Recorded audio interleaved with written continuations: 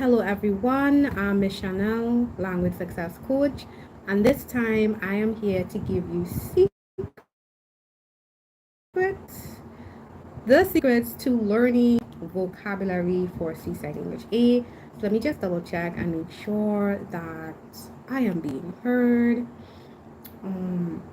I'm so glad I'm finally able to do this. I had planned to do this since Monday, but unfortunately I was not able to do it. But so I made an exception and I'm finally doing it tonight. Yay! So the thing is, I'm sure many of you have heard that you need to learn vocabulary for English A exam, and often learning vocabulary is not very entertaining. All right, it can be actually quite boring. All right, it can be quite boring. So that's why I have compiled a list of processes, some of them that I use directly with my students in classes, some of them that I recommend because learning is an individual process. It's not a hive mentality process, it's very individual. So before I get into the actual tactics, what I want to let you know is why you need to learn vocabulary, or what I actually think of as impressive vocabulary. And that's what I want you to think of it as. I want you to think of it as impressive vocabulary. You want to be able to ensure that the reader of your work, and it's not just academic work, it's any kind of writing that you do, they're impressed by what you have written. All right, and I'll go into levels of writing another time, but in general, especially if we're looking at the exam, you want to impress. All right, now here's the thing. There is really, I haven't found it as yet, so if you found it, let me know. I've not really found anything directly in the syllabus that says you must have absolutely gorgeous vocabulary or you must know 5,000 words or anything like that. I have not found anything like that in the syllabus. All right, that directly states that you need to learn a certain um, level or grade of vocabulary for the English language. What you will see if you go to page 12 and page 13 of the syllabus, under the, I think it's the skills, and I hope I'm going to get this before my device decides to not cooperate with me, because I want to read this directly for you so that you know exactly what we're talking about. All right, I'm not looking at the screen because I'm looking at my other screen just to make sure I get this, okay? So what we have, if you go to page 12 of the English syllabus, is the skills and ability section. And English is assessed on two profiles that are understanding as well as expression. So under the understanding profile, it says that you must understand meaning conveyed both in listening and writing through word choice and grammar. So word choice essentially kind of means vocabulary. All right, and then when we get to the expression section, all right, I'm not going to make this too difficult. We get to the expression section. The very first point A, it says expression needs to measure. One of the things expression measures is the ability to use appropriate diction, grammatical forms, both in speaking and writing, and suitable punctuation and paragraphing to convey meaning clearly and with facility. But that first thing, that first part says with appropriate diction. Diction is word choice. All right. So when it comes down to being able to decipher and decode reading and stuff you hear, or when it comes to expressing what you want to say, you do need to know or have a reasonably impressive vocabulary, and again for your age. And when I'm saying for your age, if you're writing the exam, you are not 6, right?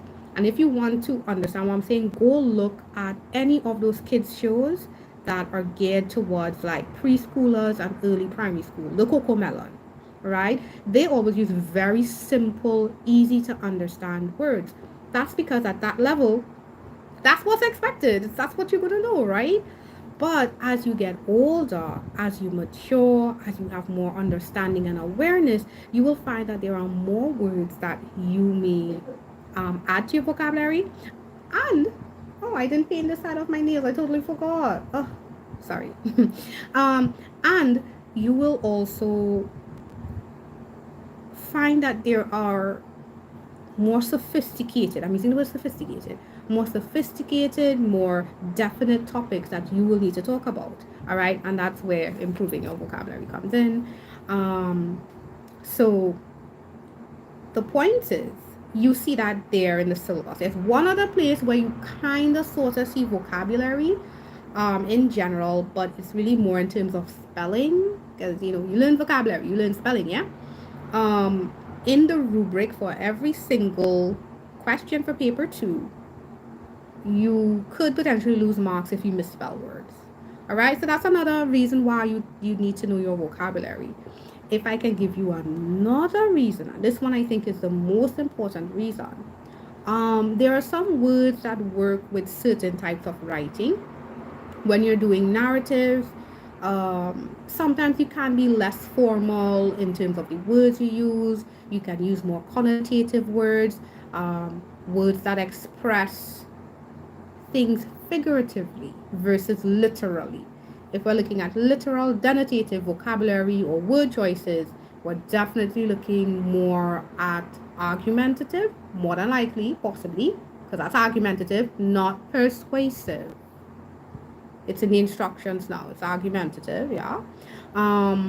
You may need more denotative for summary, and I'm saying that for summary because summary tends to come like that. Summary tends to come not with a literary uh, original text. You understand what I'm saying? You understand what I'm saying? Because people.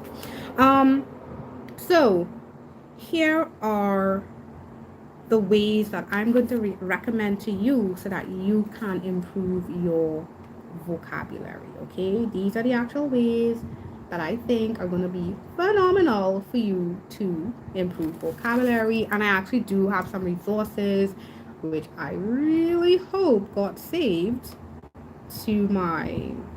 Did it? Oh, they didn't save it. Well, maybe they'll save it after the live. We'll see. But I have some resources that I hope will assist you as well. Okay.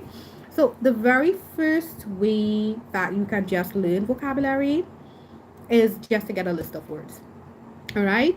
More often than not, you probably know a lot of words, but you may not use them often, or you have to be reminded of them because you have to use them often. So you get a list of words, right?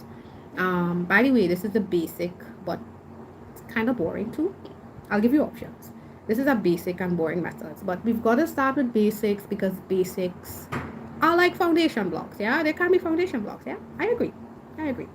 So you get your list of words, and with this list of words, you just want to build and improve your vocabulary, all right? There are a specific list of words that I'm now going to use, and that I'm recommending that hopefully is going to load in my description by the time this live is done and up on YouTube, up on the channel. And they're from Oxford, and it's the Oxford 3000 and the Oxford 5000. These are A1 to B2. The Oxford 3000 is an A1 to B2 level for an English speaker. So you're like, oh, A1 to B2, what is that, miss? A1 to B2 would be basic words, basic foundational words that every English speaker should know. Words like apartment, words like building. And then you'll be like, oh, miss, those are easy words. Easy words, yet when you're writing, you tend to forget that those words exist. So you're putting, instead of apartment, the place where I live with my parents. I'm telling you, somebody out there is doing that. And sometimes this has happened as well. Somebody may not know a word is a standard word. I had a student who did not know that delinquent was not a Creole word. When I say Creole, I mean like a Caribbean Creole word. They thought that, and it was a student from Trinidad, she thought that saying the word delinquent was like slang. She thought it was a slang word. She didn't know this word has been living in the dictionary for quite some time. She really did not know. So it's really good to know your basic words. It's a nice basic list. 3,000 words, easy peasy lemon squeezy. I've included the Oxford 3000, the Oxford 5000, which goes up to C, which has a bit more advanced words, okay? And I've also included a Cambridge, what is it? I did not write it down. the Cambridge KET. It's going to be in the description, but that one is also pretty nice as well. It's just a lovely list of words, a list of basic words. Now, again, these are just a list of words that you should have heard already because you're an English speaker. You look at TV, you read, you're on YouTube, you study, you should have heard some of these basic words, okay? Now, I'm going to tell you how you can level up those basic boring vocabulary lists. And this is the next step. It's something I've done with my daughter, it's something I've done with a lot of my learners. Secondary school students, you will underestimate the power of these. Some of the other things I'm going to mention because y'all think y'all did this in primary school already, and I've heard this before. So if this is not you, tell me what your problem with it is. I've heard that, we've done this in primary school, we don't need to do it again. No, okay? No. Learning stops when you die. That's when learning stops. When you've reached the end of your existence, that is actually when learning stops. It's very impossible to know all the words in the world and know all the information in the world. So you continue learning. So anyway, the second way you can improve your vocabulary is to construct sentences. Yes, you're going to take the words that you've come across in that list or whatever list you've compiled or working with, and you put them in a sentence so that you know how it should be used. You understand its usage. And this helps you when it comes to writing, because writing is separate from speaking. And most of us, we speak a lot. We're chatting all the time, especially informally. Most of us are not writing academically, which is in a more formal register. Register just means context. So you want to practice one, writing, and two, practice usage in terms of writing. It's a win-win. You have to put in the time, the hours, but it's a win-win. Whether it's our basic but boring, let's just read vocabulary list, or the level up of constructing sentences, you don't have to do like 100 words a day. You could do 10 words a day, 20 words a day, 30 words a day, whatever feels comfortable to you. All right, to make the process easier for you, because it's not a process for me. Remember what I said when I started. Learning is not hive mentality. Learning is not, I'm thinking of a scene from the Matrix, right? I'm taking information and just inserting it into you, and boom, you're going to get it. Learning does not work like that at this point in time. Learning is very personalized and individual, and I think that's something that's missing from our school systems. We don't have people who know how to learn or how they learn. When you learn how to learn, you are going to, maximize your entire potential. So again, these options are here for you to pick the one that helps you learn. Just a second. Okay, I'm back. Right. So, third strategy, right? The third thing you want to do, and this is very easy. This is very basic again. Like I said, I'm only giving basic things you can do. Use a dictionary. I'm telling you guys, use a dictionary. Now, technology is so awesome now that if you're on your phone or device, you can literally highlight a word, and sometimes you can Google search it. And Google often, when you type in a word, even in the search bar, they often give you they often give you a definition first, right? It's not that hard to do. And again, thanks to technology, dictionaries are online. I love Collins Dictionary. I normally love to use that as well because it's got American as well as British definition. So that way, when you look at Collins or you use it, you could understand which usage you're working it. Sometimes there's variations in it. Sometimes there are variations, right? But yes, use a dictionary. This does not mean you're dumb. Okay, this does not mean you're unintelligent. Using a dictionary is part of your tools. It's one of your tools as a writer. It's actually, if you ever go research what are the tools of a writer, you're probably going to find dictionary somewhere in there. And this is actually something that's really great to use not only when you're reading on a device, you're reading articles, you're reading a novel, and you're trying to confirm what a word's meaning is. If you use those lists of words, like those generic, just sorry, not generic, that same list of words that I recommended, the Oxford 3000 or the Oxford 5000, you don't know a word. Let's say there's a word, let's say the word century is on that list. If you have no idea what a century is, you literally tell yourself, you tell yourself, you know, that's something in cricket. Something in cricket, that's a century, right? But you go to the dictionary, you look up all the meanings of the word century, and then you realize, oh, I don't have to be writing a story with cricket to use the word century. Yeah, phenomenal, right? So that's our third strategy. Wow, I actually have six. Okay, so I'm gonna give you the fourth one. The fourth one is you should be reading. There's nothing like reading to help you understand the vocabulary. Reading is the best cheat code ever in existence. I have two books in front of me. So I'm going to give you two books that are actually on my reading list this year. I'm always reading, and I have been challenged to reread Millennium series. Yes, Millennium, Girl with a Dragon Tattoo by Stig Larsson. He's Swedish, sorry. And then, sorry for my bad accent. And then I have The Air Chronicles. This is the second book by Cinda Williams Chima, right? I'm still reading the first book, right? So if I'm reading this and I see a word that doesn't make sense to me, like seer, Seer, I can just go to the dictionary, right? But when you read, you don't only have to force yourself to read novels or like this is probably not this is probably not CXE level. This is probably more something that as a secondary school student you'd like. This one's a bit graphic. The other one's a bit graphic, right? Um, so you don't only have to read novels. Even when you're reading your textbooks, I know you.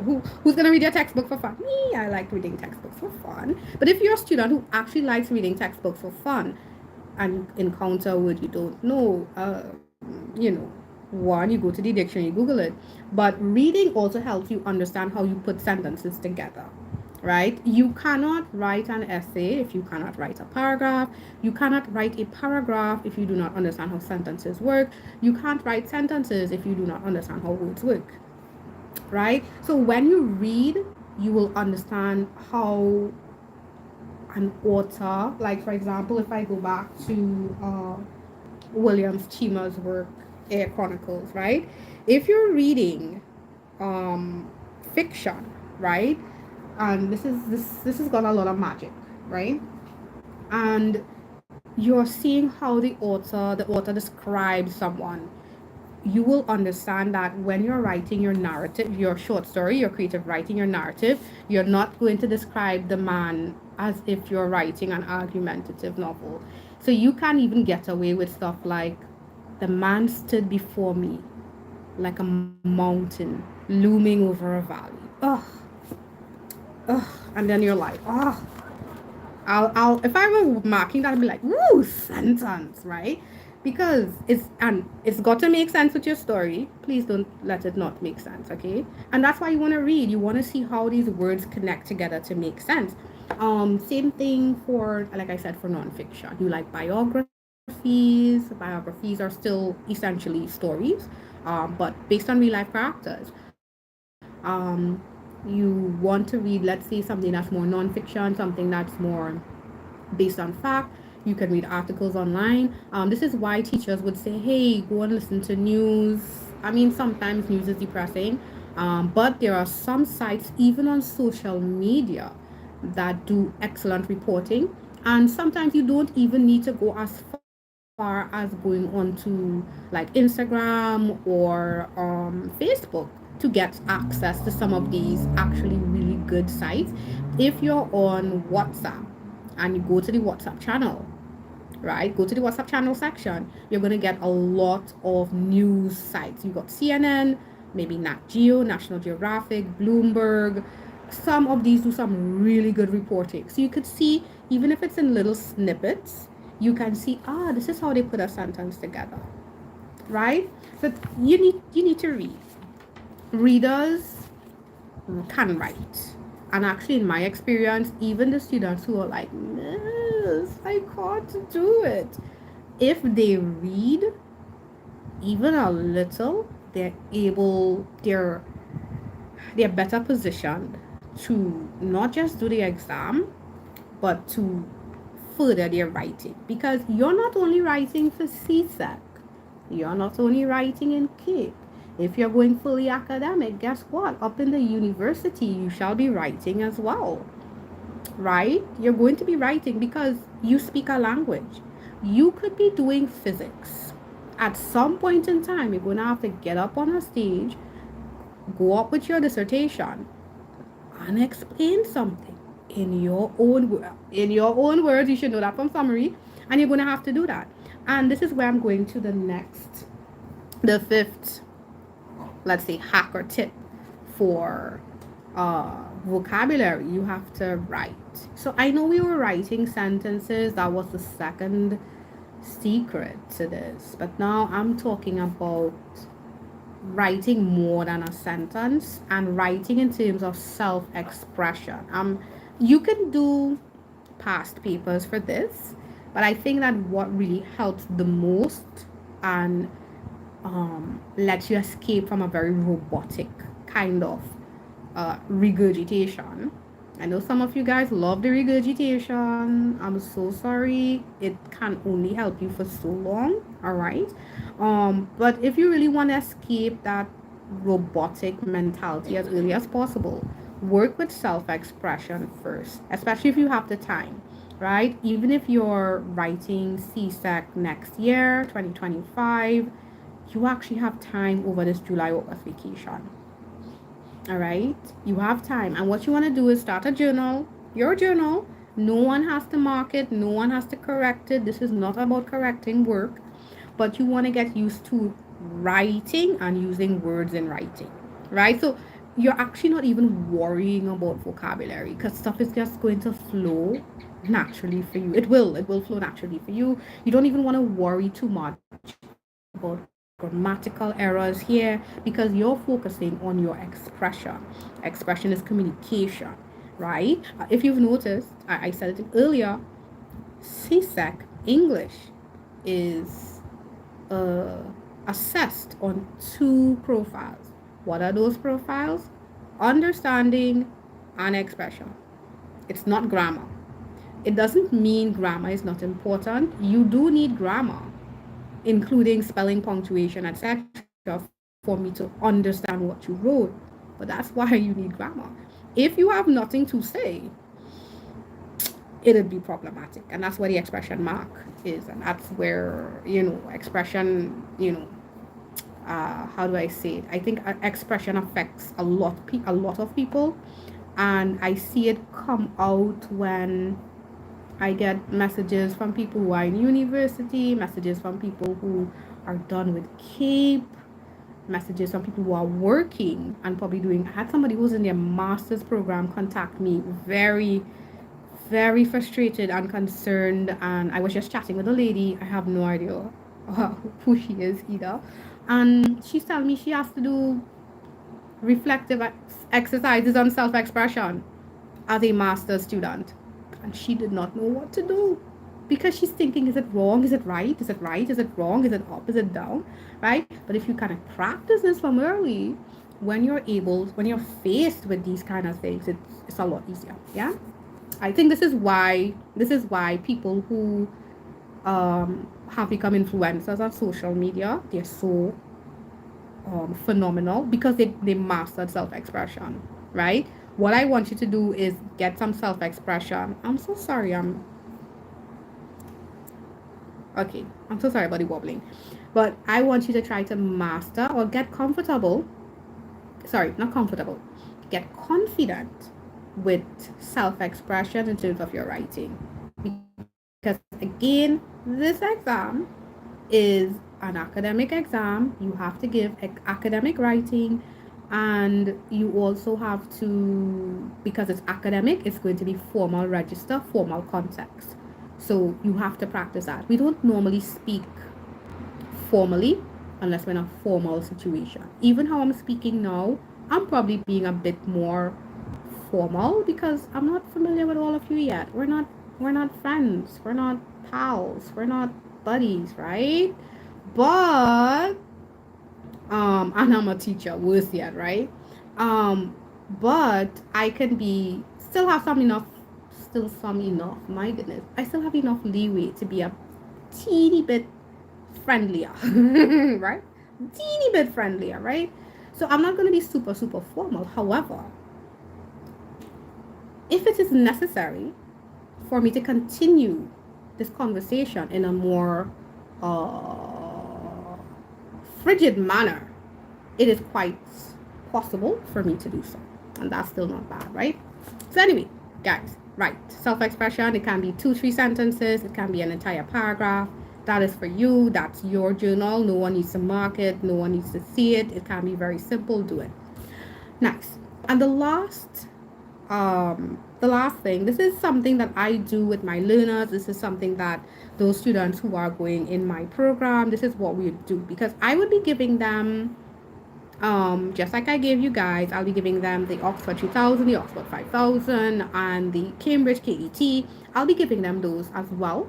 But in class, I have already compiled in my workbook a series of vocabulary lists, and I do them in a particular way. So just in case you're interested in joining my classes will be on Mondays. We're kind of restarting in July, but I'll be there on Monday, 6 p.m. Eastern. If you're interested in joining, just go to I should be able to post it on YouTube. I think YouTube has been moving kind of funny with links, so I'm not sure if it'll post. But if you don't see it here, you can go to my Instagram or my Facebook, and you should be able to see the link for registration.